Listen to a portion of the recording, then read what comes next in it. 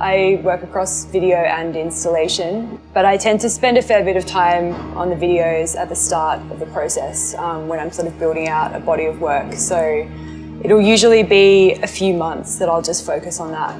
I'll go back into a library of work that I've recorded, so I'll just generally all the time be making recordings without sort of too much pressure on what the outcome's going to be.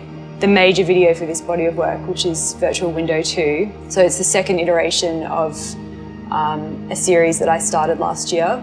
The idea behind these works is sort of this mindfulness, this new age mindfulness that's coming up that people are sort of accessing through attention-based apps and websites and YouTube and that kind of thing. Sort of this interest in seeking mindfulness but through a screen, which I find kind of this interesting conundrum, I guess. There's probably been a bit of an increase in anxiety and stress, but it's possibly the result of increased time on screens, but then we're going back to the screen. Sort of weird feedback loop that's happening.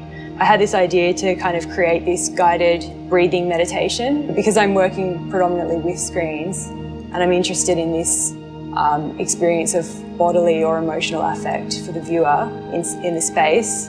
How do I sort of override that? And I thought that was maybe interesting to sort of override this anti-phenomenology of the screen because screens lack haptic feedback and they lack affect.